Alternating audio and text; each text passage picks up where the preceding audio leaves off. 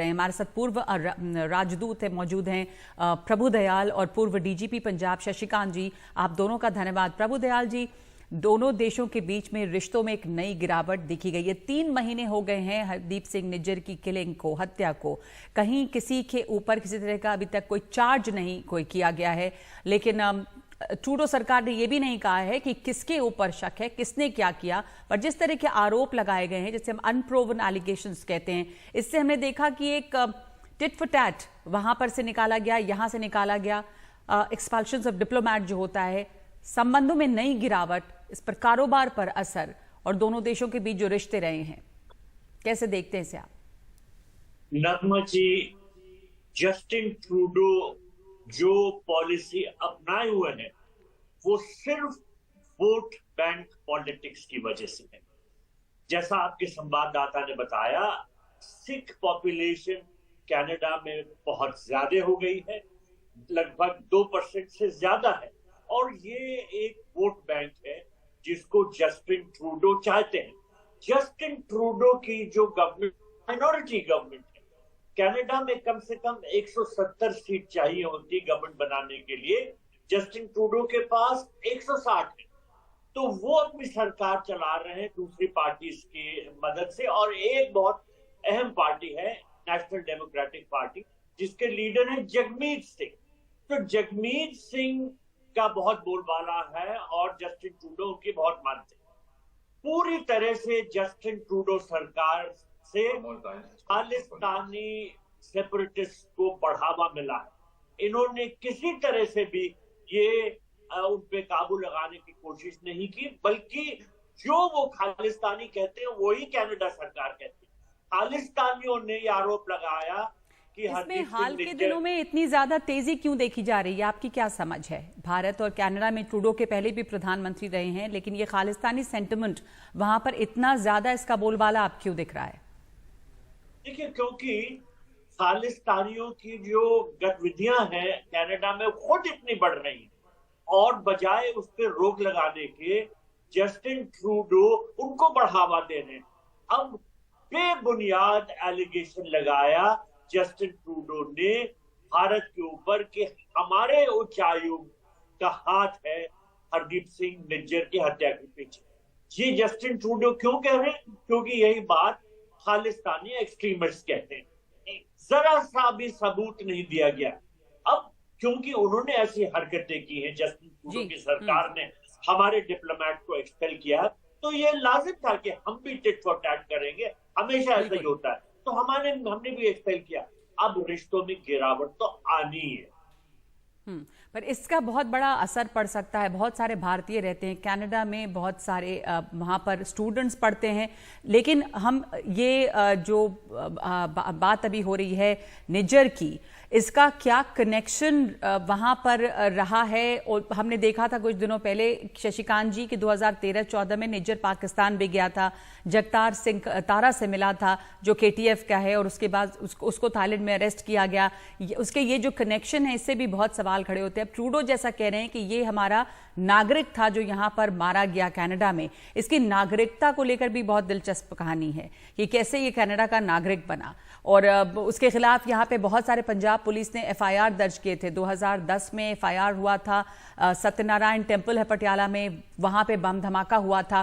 तो निज्जर के खिलाफ किस तरह के यहाँ पे आरोप रहे, वो कनाडा का नागरिक कैसे बना? देखिए, सबसे पहले तो मैं आपके टीवी के मार्फत ट्रूडो साहब से पूछना चाहूंगा कि निज्जर कब कैनेडियन सिटीजन बना था। आज तक ये क्लियर नहीं है। यहाँ से आई थिंक 97 में वो कनाडा एस्केप किया था। वहां पे उसकी एप्लीकेशन जो थी, स्टेटस जो होता है रिफ्यूजी स्टेटस, पॉलिटिकल असाइलम, नामंजूर हो गई थी। उसके बाद उसने वहां किसी लेडी से शादी कर ली थी, और इंटरेस्टिंगली वो लेडी उसके 1 साल पहले वहां पे गई थी, और उसने भी मैरिज की बेसिस पे अपना वहां सिटीजनशिप लेने की कोशिश की थी। और इसकी सिटीजनशिप की जो रिक्वेस्ट है लगातार वहां से कनेडियन सरकार जो है उसको रिजेक्ट करती आई है। तो आपके सबसे पहले तो मैं आपके भाई ट्रूडो साहब से पूछना चाहूंगा, भैया अगर वो आपका कनेडियन सिटीजन था तो बना कब? कोई प्रूफ है आपके पास? नंबर 2, हम जो बात कर रहे हैं कि वहां पे जो खालिस्तानियों का इन्फ्लुएंस बढ़ रहा है, कि निज्जर जो था सरी गुरुद्वारा का हेड बनाया गया था, और सरी में ही जो रेफरेंडम की बात की थी गुरपतवंत पन्नू ने वहां पे, उसने जिस दिन सो कॉल रेफरेंडम की बात की थी उस दिन वहां पे गिने चुने लोग ही गुरुद्वारे में गए थे. That again shows, and I want to clear it, क्योंकि आप all sorts of agencies कि कनाडा में ऐसा कोई खालिस्तानियों का बहुमत नहीं है.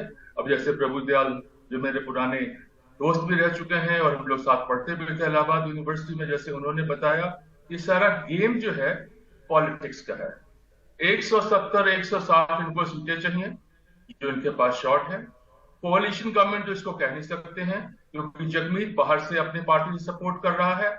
जगमीत एज ऑन डेट वहां पे किंग मेकर है, और हमारे यहाँ आप समझते हैं कि हमारे यहाँ भी किंग मेकर जो होते हैं जो बाहर से बैठ करके अपनी जो चाल चलाते हैं अपना चलाते हैं. ये जगमीत जो है गुरपतवंत पन्नू वगैरह, they are all hardcore Khalistanis, और ट्रूडो ने उसके सामने इन सबके सामने अपने घुटने टेक दिए हैं. ये कहानी असली है, और इसके बाकी जो बातें चल रही हैं कहानियां तो जितनी बनाते जाएं. Thank you. जब यहाँ पे G20 के दौरान जस्टिन ट्रूडो आए थे और पुल असाइड में बात हुई थी प्रधानमंत्री मोदी से, भारत ने अपनी ये फिक्र जाहिर की थी कि कैसे एंटी इंडिया एक्टिविटीज को वहां पे बढ़ावा मिल रहा है, लेकिन ट्रूडो ये कहकर बचते रहे कि स्वतंत्रता की, अभिव्यक्ति की स्वतंत्रता है और कानून सबको मानना होगा, और ये सब बातें उन्होंने की. वहां पे गुरुद्वारे की जब आप बात कर रहे हैं सरे की, वहां पर देखा गया कि पोस्टर्स लगने लगे भारतीय राजनयिकों को टारगेट करते हुए, खालिस्तान के झंडे वहां पर हैं.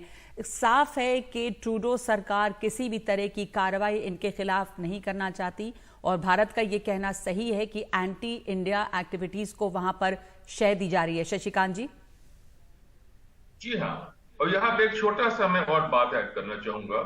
मैं ड्रग्स के खिलाफ लगातार लड़ाई लड़ रहा हूँ 2007 से. हमने एक हाई कोर्ट में यहाँ भी अपनी पिटीशन डाली थी कि ये ड्रग ट्रेड जो है बेसिकली कनाडा से चल रहा है. भारत सरकार MEA के थ्रू लगातार वहां पे अप्रोच करती रह रही है कुछ जो मिलिटेंट्स हैं, और मिलिटेंट्स कम जो ड्रग स्मगलर्स हैं उनको वापस लाने के. बट हर बार यही आया कि इन्होंने कहा कि वो वहां पे नहीं है. कारण मनी गेम. जितना पैसा आप सबको पता है ड्रग्स में उतना नहीं है, और there are allegations which are to be proved. Government जो है इसमें NIA वगैरह प्रूव भी कर रही है कि substantial amount of money is being given by such elements to the Trudeau government house.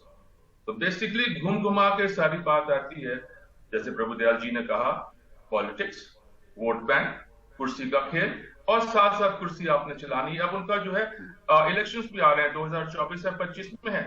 अभी समर पोस्ट जो हुए उसमें उन्होंने जो जी ये जो समुदाय है वो वहां पर इतना पावरफुल है, जैसा आप कह रहे हैं किंग मेकर, कि वो इस इलेक्शन में, अगर सारी बात घूम फिर के पॉलिटिक्स पे आती है तो सियासत में वो अब इतना दबदबा रखते हैं कि उनकी पॉलिटिक्स वहां पे हावी हो रही है.